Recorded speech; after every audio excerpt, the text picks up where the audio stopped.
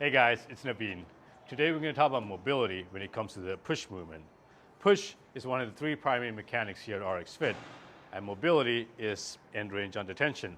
So I'm going to show you some of my favorite exercises I like to do in order to prepare my body for the push movement. That sounded really sexual, actually. So the first one is the pec lever fly. You can have one arm stretched out and the other arm is going to push. And you're going to feel a good stretch in your pec as you push with the opposite side. And you're going to feel it in your shoulders and your biceps too. I feel a good stretch in my bicep because I did biceps yesterday and every day. So do about 10, maybe 20 on each side. And you can do this fast too. It's a great way to stretch your pecs. Another one is the sky reach. I'm going to modify it so that we get the goal that we're trying to get. Remember, it's all about mobility when it comes to the chest. So you're going to reach, instead of just going up, you go backwards, and you're going to expand your chest out. You feel a good stretch right here as you expand your chest. Your shoulders also stabilizing the whole time. Another good stretch, and you can hold that for about 3 seconds each. I'm just holding it longer for dramatical reasons. So we like to do things here at RX Fit very differently.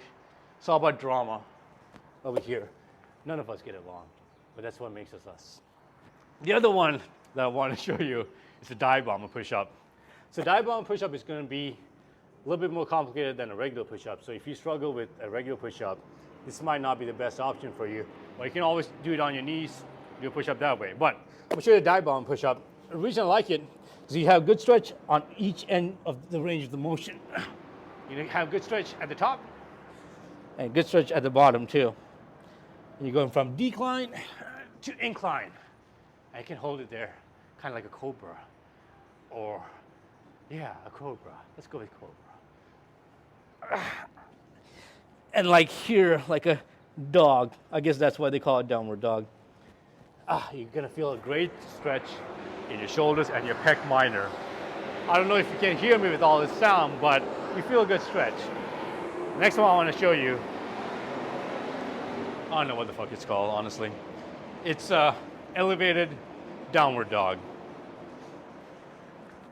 So, you can grab a dumbbell.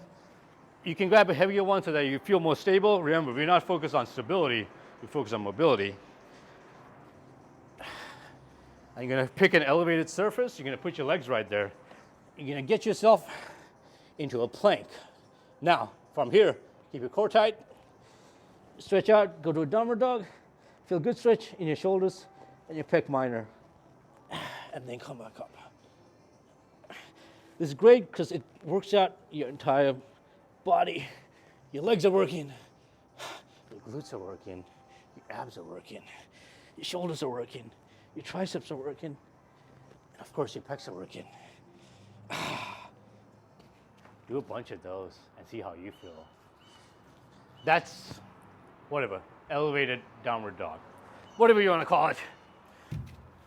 And now we have a regular push-up. So I'm going to use the dumbbells again. I don't know why I put it away. If you can come right here, Alex, so you can get a good side view. Is that good? Okay, cool. So, the regular push-up is a great movement for your push movement. I think it should be a staple, but we're focused on mobility right now. So, we want to use elevated surface. So right now I'm just using a dumbbell. I'm using a heavy dumbbell so that it doesn't move around too much, so that I can focus on the mobility versus the stability. And the whole point of the dumbbell is so we can get that end range on either way, on either range of the motion. Either ends of the range. Fuck it, you know what I'm trying to say. Okay, so you go down, elbows tucked in. You're gonna feel a good stretch in your chest, and your scapula is retracted right now. Then you go back up.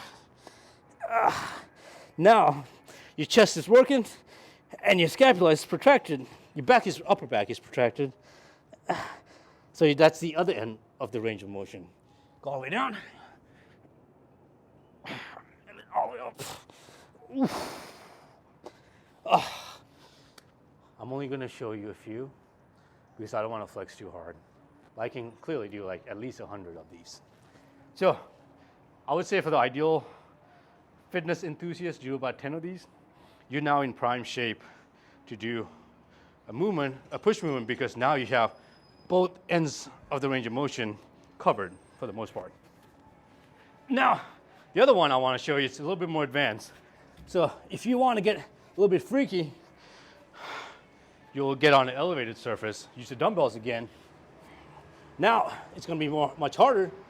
You still get the same end range of motion, and you're going to feel even a bigger stretch in the protracted position of your back, almost like a C, all the way down, and all the way up. Whew. Again, I can do about 100 of these. I'm just doing 2 because we are under time constraints here on the video platform that you're watching on. So the last one I want to show you is very basic. It's just a dumbbell fly. We're going to take a long walk back. Show you how to set up for this. We use a Bosu in this case. Regular dumbbell flies work great, but again, here at RX Fit, we like to complicate things because why not? I'm going to use about 15 pounds. Now, I want your upper back on the Bosu, and your head is also resting on the Bosu so that your neck isn't being strained too much. You're going to activate your glutes so you have a nice bridge going. So again, legs are working too, core's working too, everything's working. But again, the focus is the mobility on the push on the chest. So get right here, stretch it all the way, let the dumbbells hit the ground. Now you feel a good stretch in your pecs. And come back up. The Bosu kind of creates a spring effect, making it a little bit easier on the contraction, but you still get the benefits of the mobility work. And you also get a nice butt along the way because you have a glute bridge going on. Now, you might think that's the entire workout in general for chest. And it can be. It's mobility itself. It's a great workout. But let's say you just want to prime your body, do maybe a few of these before your next chest movement, and see how you feel. You're going to feel much looser, and you're going to hit that range of motions much easily than you would when your muscles are more tighter, and you feel stiffer, and you just feel like a different person after doing this. Try it out. Let me know how it feels. Once again, I'm Naveed. And yeah, that's it from me.